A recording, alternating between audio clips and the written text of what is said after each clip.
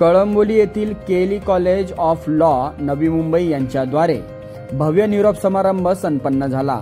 यावेळी सर्वोच्च न्यायालयाचे न्यायाधीश अरविंद कुमार, न्यायमूर्ती दिनेश कुमार, न्यायमूर्ती मिलिंद जाधव यांच्यासह डॉक्टर सोमू सी.एस.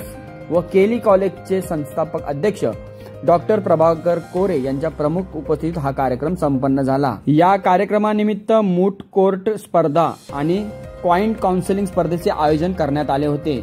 यावेळी भारतातून सुमारे 50 संघांनी सहभाग नोंदवला होता। या स्पर्धेस जयंतीलाल एच पटेल कॉलेज यांनी प्रथम पारितोषिक म्हणून 31,000 रुपयाचा रोख करंडक जिंकला, तर अलायन्स युनिव्हर्सिटी बंगलोर हे उपविजेते ठरलेले आहेत। त्यांना 21,000 रुपये व करंडक प्रदान करण्यात आला। तसेच ड्रीम 2 युनिव्हर्सिटी लवासा यांना सर्वोत्कृष्ट विधी विद्यार्थी पुरस्कार मिळाला।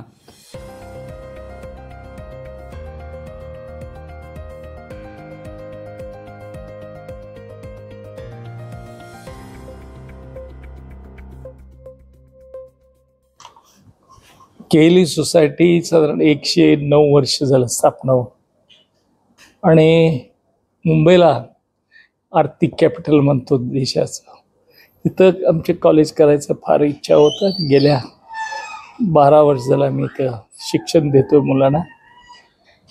तिथं आज लॉ कॉलेजचं कोर्ट मुलांना ट्रेनिंग द्यायचं हे part of trading, practical trading म्हणतात त्याला। तर पुष्कळ कॉलेज ह्याच्यात भाग घेतले होते। मुलांना एक मार्गदर्शन सारखं हे आम्ही कार्यक्रम करत असतो।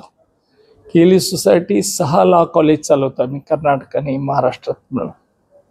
तर मुंबईला हा लॉ कॉलेज सुरू करून आम्ही 8 वर्ष झालं।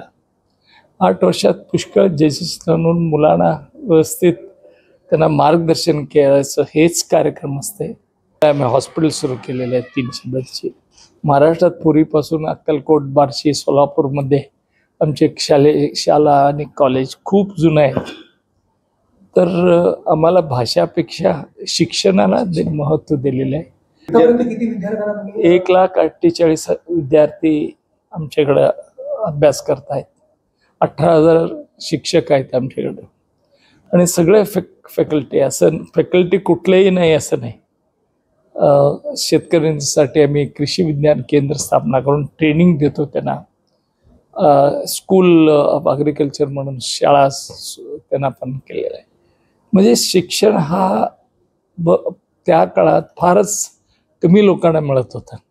काय मी हे बघा, मी तर शेतकरीचा चिरंजीव आहे।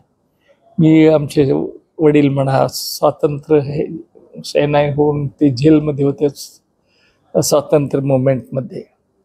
त्यांनी 1946 मध्ये पहिल्यांदा खेड्यात, माझ्या खेड्यात शाळा सुरू केली। ते परंपरा आम्ही कंटिन्यू ठेवलेलं आहे।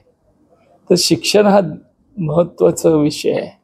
जोपर्यंत कुठलेही समाज शिक्षण दिलं नाही ते समाज पुढे होणार नाही। म्हणून त्यांनी 108-9 वर्ष मागच त्यांनी हे आम्ही संस्था सप्तऋषी म्हणतो, त्यांनी ते ठरवून आज संस्था काढले होते। ते संस्था आता शिक्षणाचा प्रसार सुरू आहे आमचा। त्याच्याबद्दल आरोग्य सेवा पासून आम्हाला काय महाराष्ट्र कर्नाटक प्रश्न नाही। मुंबई प्रांतामध्ये असताना आम्ही सुरू केलं होतं। साधारण बार्शीला शाळेला 75 वर्ष झालं, आणि सोलापूर शाळेला साधारण 80 वर्ष झालं, अक्कलकोटला पण साधारण 75 वर्ष झालं।